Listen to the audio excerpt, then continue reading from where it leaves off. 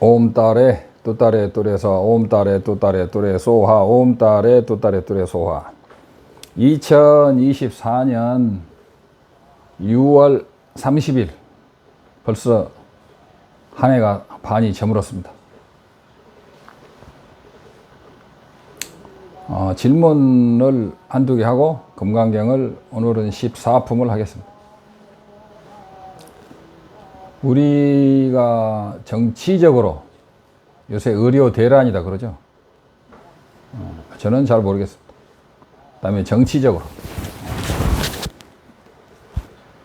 그 다음에 우주관, 세계관, 인생관, 어느 것이 가장 이상적인 인생관이며 우주관이며 세계관인가라고 할 때 수많은 관점이 있겠죠. 과학자들 또는 힌두교, 조로아스터교, 불교, 시크교, 구루 나낙이 장시한 종교죠. 시크교, 까비르 이런 사람들이 했던 종교죠. 시크교 또는 뭐 이슬람교도 있죠. 그런데 불교란 무엇이냐? 우리는 살면서 무엇을 기준으로 살아야 되냐 할 때 부처님이 오시기 전에는 최고의 철학자들이 플라톤의 이데아론 이런 거죠. 서양에서는 이제 플라톤의 이데아, 동양에서는 도가의 무의자연 사상이죠. 부처님이 세상에 오시면서 그런 모든 욕망을 버리고 순수한 이성의 세계, 가장 순수한 세계로 돌아가자. 그것이 이제 최고급 철학이었죠. 그리스 로마 철학의 뿌리는 그런 이데아라든가 또는 이제 그 뒤에는 이제 기독교 철학이 나왔죠.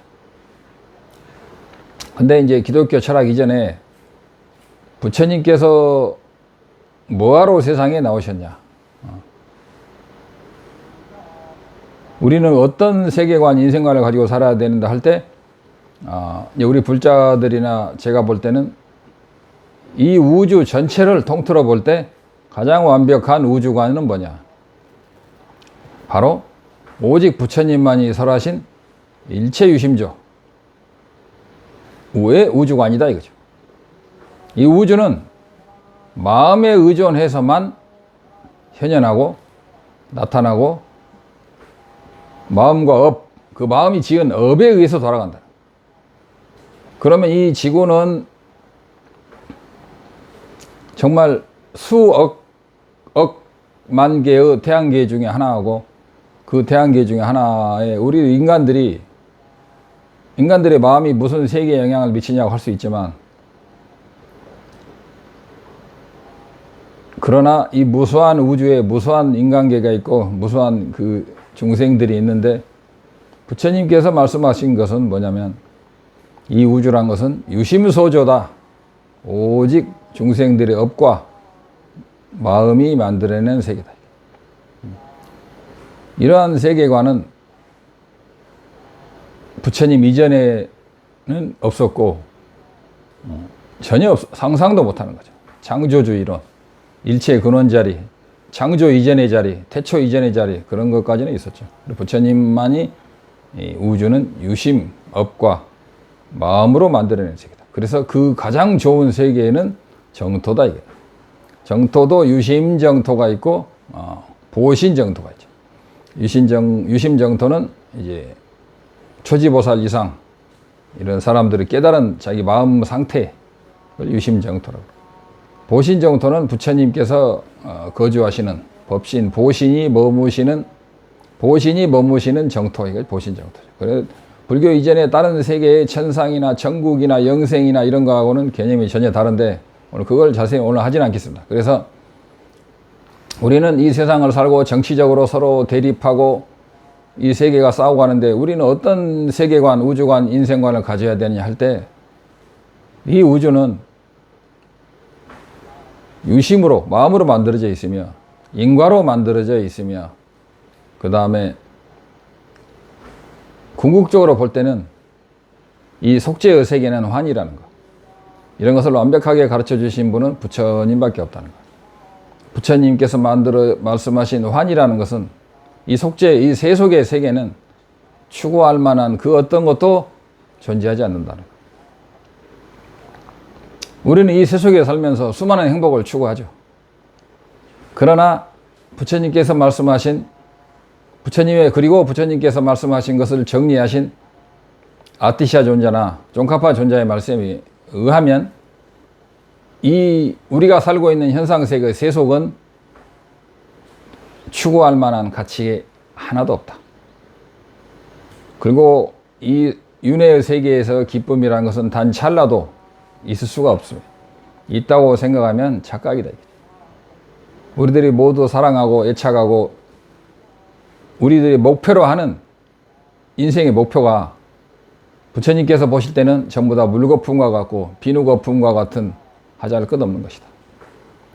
부모에 대한 사랑, 자식에 대한 사랑, 애인에 대한 사랑 등등 수많은 사랑이 자기 개인적인 애착을 가지고 만들어내는 것이지 진정한 사랑이 진정한 행복이 될 수 있느냐. 그래서 부처님께서는 그런 것들에 대해서 진정한 행복은 거기에서 오는 게 아니고 진정한 행복이라는 것은 진정한 행복을 사람들이 추구하는 그 주체의 무자성을 오히려 깨칠 때 진정한 행복이며 오히려 무와 나를 중심으로 사는 이기적인 우선 해탈, 물론 소승의 아란이죠.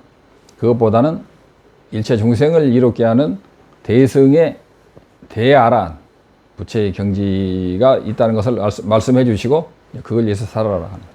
그런데 우리는 이제 이 세계에 대해서 너무 집착을 하고 이 세계에서 추구할 만한 행복을 추구하고 이 세계에서 자기 목표를 달성하는 것이 99%의 세계 사람의 목표지만 불자라면 금생보다는 내생, 내생보다는 윤회에서 벗어나는 그런 부처님의 세계관을 따라야 하는 것이다. 이것에 대해서 이야기하자면 끝이 없는 건데 왜 불교냐? 어떤 사람은 과학적이다, 정신건강이다 하는데 그거보다는 인과가 철저하다. 육도윤회가 있다 이거. 근데 요새는 인과도 못 믿고 육도윤회도 없다고 윤회도 없다, 윤회가 없다고 주장하는 향아무개 스님이 있는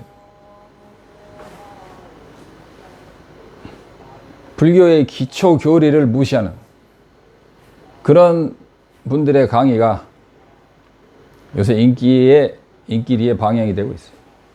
그래서 그 근거가 뭐냐고 물어보니까 중론에 인과가 없다 그랬다. 중론에 인과가 없다 그랬다는 거예요. 그리고 중론에 영혼도 없다 그랬다는 거예요. 중론에서 영혼과 윤회가 없다는 것은 진재로서 없다는 것이지. 그러니까는 중론을 배우지도 않은 사람이 번역본을 보고 그렇게 헤매는 거예요. 영혼이 없다는 것은 참나로서 서양적인 개념의 소울이 없다는 거지. 그리고 그것을 부정한 것이죠, 중론에서는.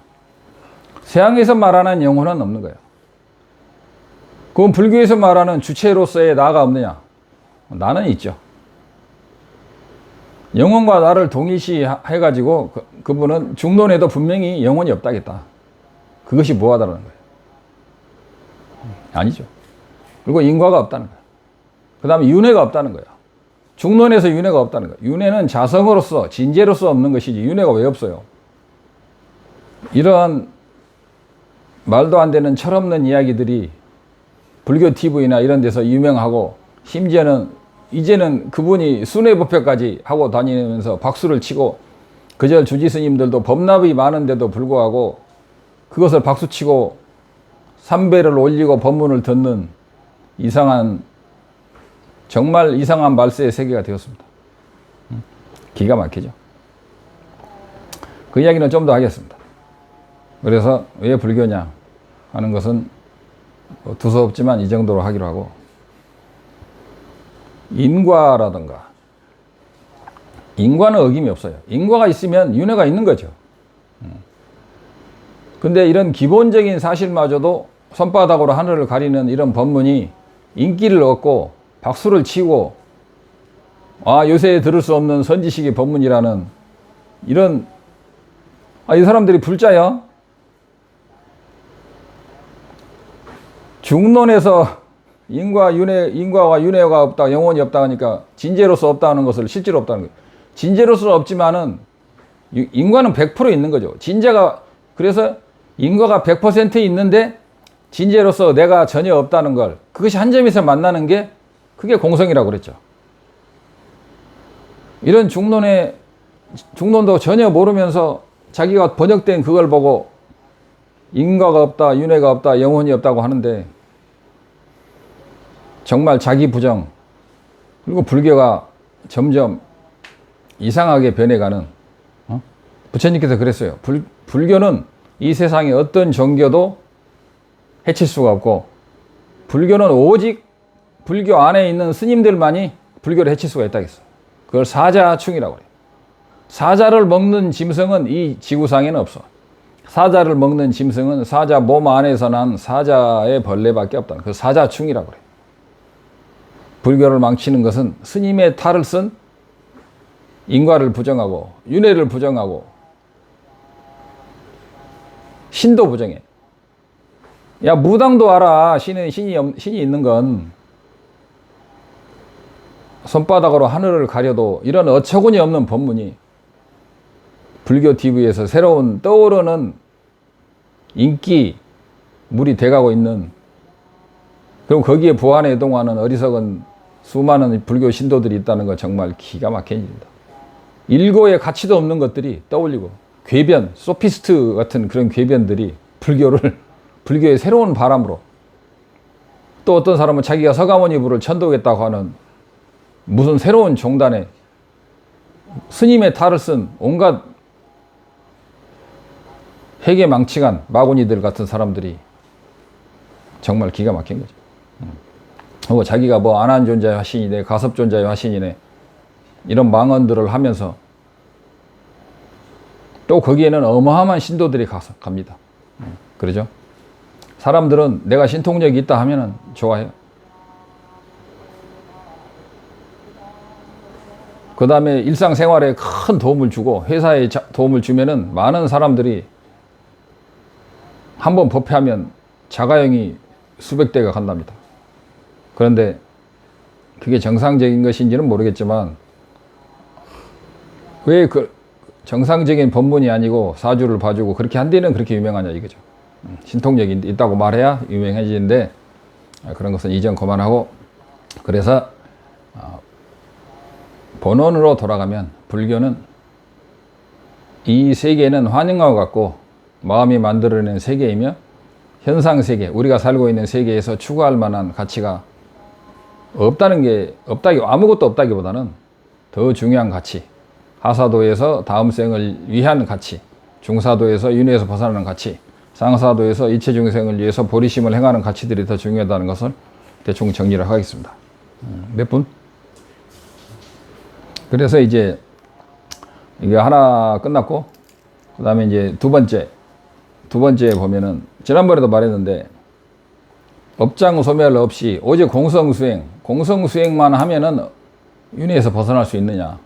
이거 쌈의 대논쟁에서 마하연 선사와 까말라 신라 존자, 연화계 존자죠. 대론했죠. 마하연 선사는 하근기들은 다 해야 되고 상근기들은 바로 깨치면 된다. 윤회에서 벗어난다고 말했는데 그거 결국은 이것도 이야기가 굉장히 길어요. 3년 내내 논쟁을 했고 마하연 선사는 600권의 불교 경전을 암송하고 있는 사람이죠. 쉽지가 않아요. 그래서 지금도 중론만 열심히 하면 깨치고 금강경만 열심히 하면 깨친다는 착각하는 사람이 있는데 아니다 이거죠. 업장은 소멸이 돼야 돼. 그 다음에 육바라밀을 골고루 닦아야 되며, 아무리 깨치는 사람도 업장이 많이 남아있는 초보자 깨친 범부각의 깨침을 열린 분들은 업장 소멸을 많이 해야 돼. 깨달았다고 해서 업장이 바로 소멸되는 게 아니에요. 그러면 업장이 소멸되지 않았으니까 깨달음이 아니라고 말하는 분들이 있는데, 그것은 대승기실론이라든가 중론이라든가 사백론이라든가 불호라든가 불호 또는 입보리행론 또는 입중론 이런 것들을 안 본 사람들이 그렇게 헤매는 거죠. 그래서 업장 소멸 없이는 아니 번뇌가 소멸돼야 수타원이 되고 아라한이 되잖아요. 업장이 소멸되는데 공성만 한다고 공성이 굉장히 효과가 큰 건 사실이지만 공성을 하려면 업장 소멸이 돼야 업장 소멸이 돼야 공성을 깨칠 수가 있는 것이고 또 공성을 가르치는 스승이 있어야 공성을 배우는 것이지 그냥 공성만 한다고 그것 보고 빈 맷돌이 돌아간다 그러는 혼자 100년 1000년 해봤자 아집만 쌓아지는 거죠. 내가 그러잖아요. 항상 중놈 100년 해봐라. 업장 소멸이 안 되고 스승에 기여하지 않은데 할 수 있는 게 없어요. 그래서 한 김에 그 윤홍식 씨의 홍익학당에 보면 왜 이름을 구체적으로 말하냐면 그분이 달라이라마의 가르침을 굉장히 많이 이야기했기 때문에 저도 그분 이름을 들어서 그분으로 대표되는 그 이론, 참나 이론. 그분은 라마나 마르시도 선지식으로 인정합니다. 그게 불교라 이거야. 그분은 기독교의 복음, 뭐 요한복음 이런 것도 다 인용해요. 그리고 우리 한국의 기공, 용호결 이런 것도 전부 다 인정해요. 다 정법이야. 그 다음에 양심. 양심 좋죠. 양심은 이 세상의 기본이죠. 그러나 불교에서 말하는 양심은 뭐냐면 무아적인 양심이죠. 참나적인 양심이 아니고 그런 거. 그래서 거기에는 그 참나, 진공, 묘유, 진여 자리, 아떠만 자리가 있는데 그것을 중론에서 부정하니까 달라이라마는 진여 자리, 진공, 묘유 자리, 아떠만 자리를 모른다 이게. 당연히 부정하죠. 부처님이 부정하셨는데 이것도 수없이 말했는데 물론 양심적으로 사는 것은 굉장히 좋은 거죠. 그러나 불교에서 말하는 양심은 무아적인 양심이다. 연기와 공성이 합일된 무아적인 양심이 필요한 것이지. 그 일반 양심이 아니고 참나 양심이 아니고 연기적인 공성의 바탕으로 한 양심만이 윤회에서 벗어나고 모든 인간이 진정한 행복을 할 수 있다는 거죠. 이 정도. 그래서 1편을 마무리하자면 인과도 없고 신도 없고 영혼도 없다. 이런 분, 향자 들어간 그분이 하는데 그분이 요새 대세로 떠오르는데 그 이야기는 2부에서 좀 더 하겠습니다.